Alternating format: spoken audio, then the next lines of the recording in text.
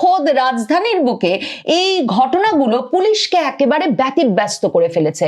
আর দেখুন, কোথাও সেনাবাহিনীর কোনো তৎপরতার খবর পাওয়া যাচ্ছে না। পুলিশ, যেমনটা বলছিলাম, ঘটনা ঘটবার পরে যাচ্ছে, তদন্ত করছে, তদন্তে সর্বশক্তি নিয়োগ করছে, আর তারপর আওয়ামী লীগ নেতাকর্মী গ্রেফতারের খবর দিচ্ছে, যাকে পাচ্ছে তাকে গ্রেফতার করছে এবং সরকারকে ঠান্ডা রাখছে। পুলিশ এই সব মিলিয়ে মহা বিপদে আছে। প্রশ্ন উঠছে, এই সময়ে ঢাকা শহরকে অশান্ত করে, বাংলাদেশকে অশান্ত করে কারা সুবিধা পেতে চাইছে? বাংলাদেশের স্বরাষ্ট্র উপদেষ্টা, স্বরাষ্ট্র মন্ত্রণালয় যখন আইন শৃঙ্খলা রক্ষাকারী বাহিনীগুলোকে একের পর এক আওয়ামী লীগের কর্মসূচি ঠেকাতে আইন শৃঙ্খলা সংক্রান্ত জরুরি বৈঠকে ডাকছেন এবং ডেকে তাদেরকে আওয়ামী লীগ দমনে পদক্ষেপ গ্রহণ, আওয়ামী লীগ নেতাকর্মীদের গ্রেফতারকেই সবচেয়ে গুরুত্ব দিতে নির্দেশনা দিচ্ছেন, তখন ঢাকা কার্যতই অস্থির হয়ে উঠেছে। সোমবার দিনের সংবাদ মাধ্যমগুলো দেখলে পরিষ্কার বোঝা যায় যে ঢাকায় খুন, প্রকাশ্যে গুলি, আগুন, বোমা বিস্ফোরণ, এই খবরগুলোই শিরোনামে চলে এসেছে এবং খোদ রাজধানী ঢাকায় একের পর এক বিভিন্ন পয়েন্টে বিভিন্ন সময়ে এ ধরনের অপরাধ ঘটতে থাকার ফলে একরকম আতঙ্ক সৃষ্টি হয়েছে। তার মানে সরকারের ভেতর গত কদিন ধরে যে আতঙ্ক দেখা যাচ্ছিল, স্পষ্টত প্রকাশ্য হয়ে পড়ছিল তাদের নানা মন্তব্যে, এবং আইন শৃঙ্খলা রক্ষাকারী বাহিনীর ভেতরে যে অস্থিরতা এবং আতঙ্ক দেখা যাচ্ছিল, এখন যখন আইন শৃঙ্খলা পরিস্থিতিটাই এমন অস্থিতিশীল হয়ে উঠছে, তখন ঢাকায় আর কি কি ঘটবে তা নিয়ে ঢাকাবাসীর মধ্যে শঙ্কা বাড়বে, সেটাই স্বাভাবিক। পুরান ঢাকায় একেবারে প্রকাশ্যে দিনে দুপুরে সোমবার দিন ঢাকা ন্যাশনাল মেডিকেল কলেজ হাসপাতালের সামনে গুলির ঘটনা ঘটেছে এবং পুলিশ বলছে যে সকাল 10:30টার দিকে এক ব্যক্তি গাড়ি থেকে নেমেছেন আর তাকে মোটরসাইকেল থেকে নেমে প্রকাশ্যে, মানে আপনি যদি সিসিটিভি ফুটেজ দেখেন দেখবেন যে চারদিকে মানুষ ঘুরে বেড়াচ্ছে, এমন অবস্থায় মোটরসাইকেল থেকে অস্ত্রধারীরা নেমে প্রকাশ্যে গুলি করে, একেবারে কাছ থেকে গুলি করে ওই ব্যক্তিকে হত্যা করে রেখে চলে যায়।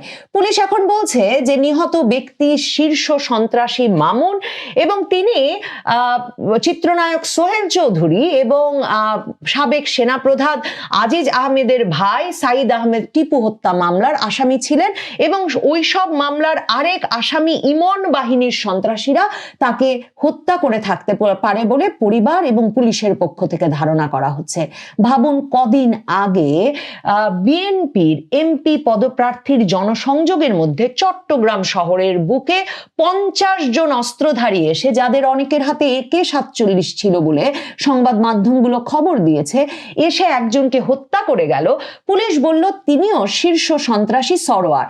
পরিষ্কার বোঝা যাচ্ছে সারা বাংলাদেশ জুড়ে শুধু যে অস্ত্রের ঝনঝনানি বেড়েছে তাই নয়, বিভিন্ন সন্ত্রাসী গোষ্ঠীগুলো তাদের প্রভাব প্রতিপত্তি বিস্তারের লড়াইয়ের চূড়ান্ত পর্যায়ে পৌঁছেছে এবং হত্যা, অস্ত্রধারীদের প্রকাশ্য বিচরণ এবং যে কোনো জনসমাগমের মধ্যে এসে সেই অস্ত্র চালানো একেবারে স্বাভাবিক ঘটনা হয়ে উঠেছে।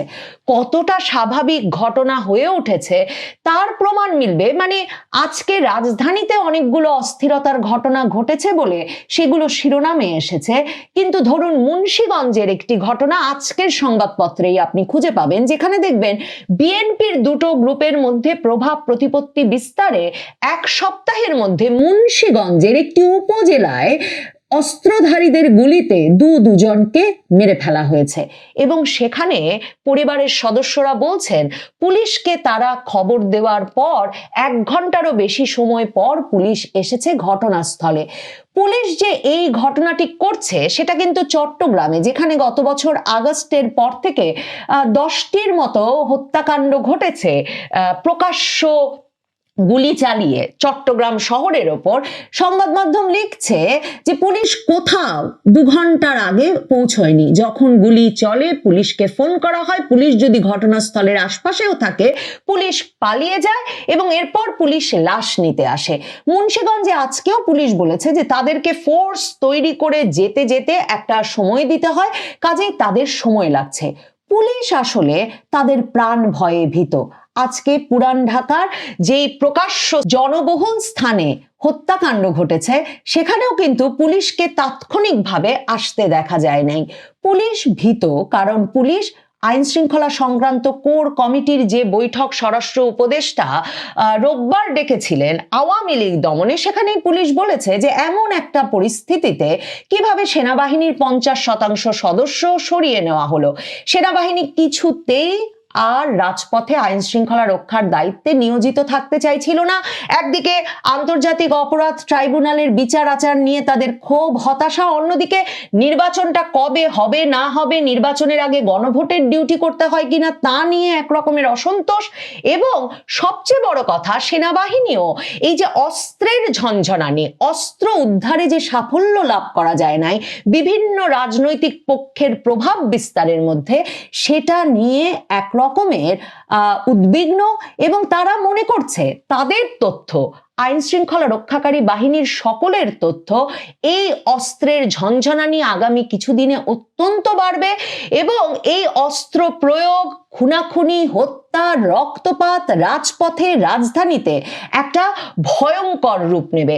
সেনাবাহিনী এই পরিস্থিতিতে তার 50% সদস্য সরকারের কাছে চিঠি লিখে আইন শৃঙ্খলা সংক্রান্ত কোর কমিটির কাছ থেকে এর অনুমোদন পেয়ে গত বুধবারই সরিয়ে নিয়েছে। কাজেই স্বরাষ্ট্র উপদেষ্টা এখন জনগণকে আতঙ্কিত না হতে, পুলিশকে আতঙ্কিত না হতে অনুরোধ জানিয়ে যদিও বা বলছেন সেনা মোতায়েন আছে, কিন্তু সেনা মোতায়েন আছে সংখ্যায় অর্ধেক। আর এরই মধ্যে সারা ঢাকা শহর জুড়েই কি কি ঘটেছে সোমবার দেখুন। সোমবার ভোরবেলা দুটো বাসে আগুন দেওয়া হয়েছে শাহজাদপুর আর বাড্ডা এলাকায়, যাত্রীবাহী বাস। ভোরবেলা তখন কোনো যাত্রী ভেতরে ছিল না, কাজেই হতাহতের ঘটনা ঘটেনি, কিন্তু মাত্র আধা ঘন্টা সময়ের মধ্যে দুটো গাড়িতে আগুন দেওয়া হয়েছে।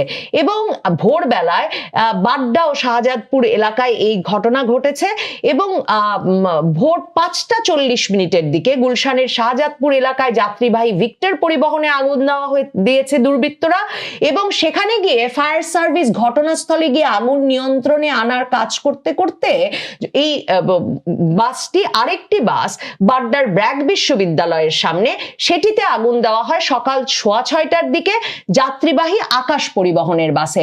ভিক্টর পরিবহনের বাসটি কিন্তু রাস্তায় দাঁড়ানো ছিল না, সেটি তখন সদরঘাট থেকে উত্তরার দিকে যাচ্ছিল। তার মানে হতাহতের ঘটনা ঘটানো দুর্বৃত্তদের লক্ষ্য ছিল না, কিন্তু একদল আতঙ্ক সৃষ্টি করতে চাইছে। আতঙ্ক সৃষ্টি যে করতে চাইছে বিভিন্ন পক্ষ, সেটা পরিষ্কার, কারণ ঢাকার বিভিন্ন জায়গায় গ্রামীণের প্রতিষ্ঠানে এবং প্রবর্তনার প্রতিষ্ঠানে ককটেল বিস্ফোরণের ঘটনা ঘটেছে। মোহাম্মদপুর প্রবর্তনা চত্বরে 2টি ও মিরপুরে গ্রামীণ ব্যাংকের সামনে একটি ককটেল বিস্ফোরণের ঘটনার খবর দিচ্ছে পত্রিকাগুলো। সেখানে বলা হচ্ছে যে রাজধানীর মোহাম্মদপুরে ও মিরপুরে সোমবার 3টি ককটেল বিস্ফোরণের ঘটনা ঘটেছে, এবং মোহাম্মদপুরের খাদ্যপণ্যের প্রতিষ্ঠান প্রবর্তনা হচ্ছে উপদেষ্টা ফরিদা আক্তার আর কবি ও চিন্তক ফরহাদ মজহারের প্রতিষ্ঠান। প্রথম আলো তাকে কবি ও চিন্তক বলে পরিচয় করিয়ে দিচ্ছে। এই খাদ্যপণ্যের প্রতিষ্ঠান প্রবর্তনার সামনে সড়কে ও সীমানার ভেতরে 2টো ককটেল বিস্ফোরণ ঘটানো হয় সকাল 7টার দিকে, এবং মোটরসাইকেল আরোহীরা এসে একবার রেকি করে গিয়ে এরপর ককটেল বিস্ফোরণ ঘটিয়ে চলে যায়। আর এর আগে ভোর 3:45টার দিকে মিরপুরে গ্রামীণ ব্যাংকের সামনে ককটেল বিস্ফোরণের ঘটনা ঘটেছে।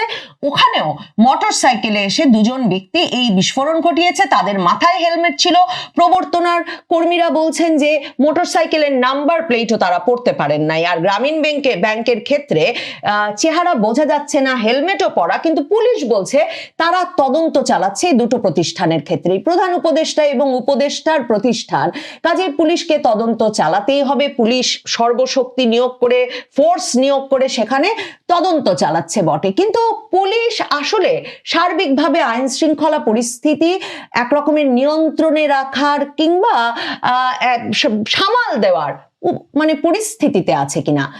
পুলিশের ভেতরের ভয়ের কথা তো বললামই, যখন অস্ত্র চলছে, যখন গোলাগুলি চলছে, পুলিশ তখন কিছুতেই আশপাশে আসতে রাজি হচ্ছে না, কারণ পুলিশের কাছে অস্ত্র নাই, পুলিশের অস্ত্র জমা নেওয়া হয়েছে, পুলিশকে গুলি করতে নিষেধ করা হয়েছে 2024 আগস্টের পর থেকে।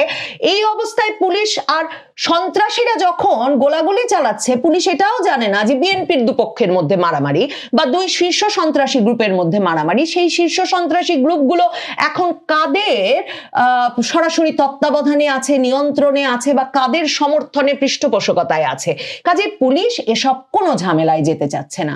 পুলিশ এর মধ্যে একমাত্র কাজ যেটা নিরাপদে করে যাচ্ছে সেটা হচ্ছে পুলিশকে নিয়মিত আওয়ামী লীগ নেতাকর্মীদের গ্রেফতার করে যেতে বলা হয়েছে। রোববারের বৈঠক থেকেও নির্দেশনা দেওয়া হয়েছে গ্রেফতার আরো বাড়াতে হবে। পুলিশ সোমবারেও বলছে ঝটিকা মিছিলের চেষ্টা থেকে তারা 34 জনকে গ্রেফতার করেছে যারা আওয়ামী লীগ নেতাকর্মী।